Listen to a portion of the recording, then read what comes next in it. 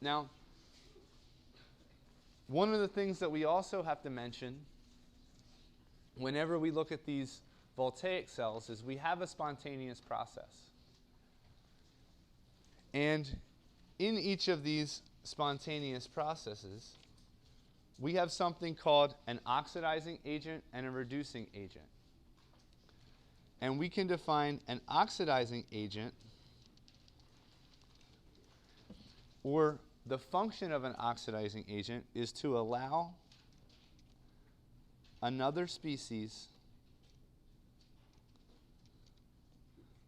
to be oxidized.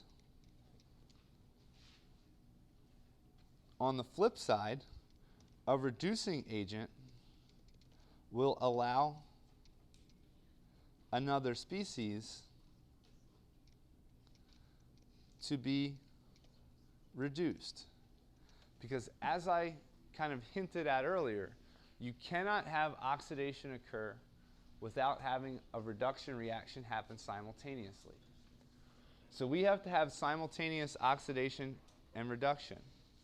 So if we look at this particular problem, and if we have an oxidizing agent, it's allowing another species to be oxidized. So that particular species is being reduced. Some great oxidizing agents are transition metals in their highest oxidation state. These ones can be manganese 7+, like we talked about in the previous case. Another great one would be chromium 6+. So this dichromate ion, if you have chromium 6+ in a particular solution, it cannot be oxidized. It's going to be reduced. Okay? So in that case, Cr2O7 2- is an excellent oxidizing agent because it's allowing something else to become oxidized. That something else in this case is the iron.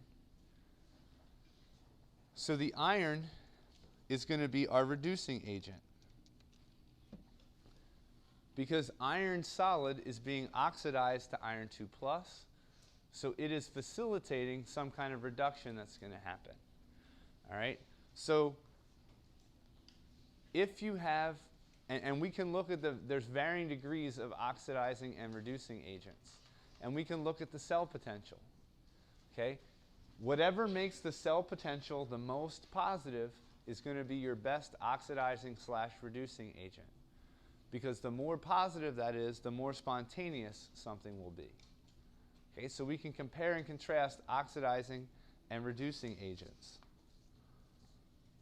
One more thing that I will say here, and I need to mention this before I let you guys go today, is that these electrochemical, if you have an electrochemical process, it's going to proceed until it reaches equilibrium.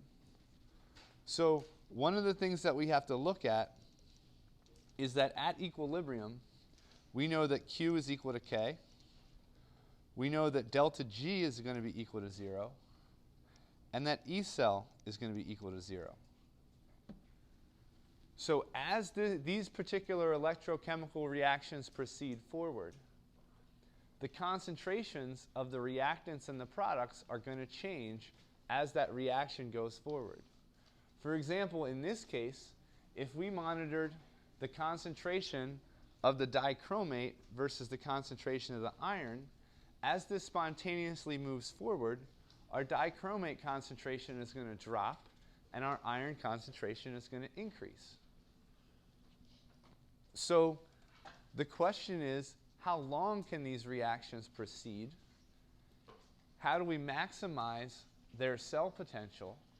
And at what cost would we want to maximize or minimize certain concentrations? Because by manipulating the concentration, we can manipulate what Q is going to be, and we can change our cell potential. So what we're going to look at on Wednesday is how can we manipulate concentrations in these particular cases to maximize our cell potential? Because That E naught value that we're using indicates that all our concentrations start out at 1 molar. What happens if we start out with a 10 molar solution or a 5 molar solution? Why in a battery are they really, really acidic and we bump up that H plus concentration?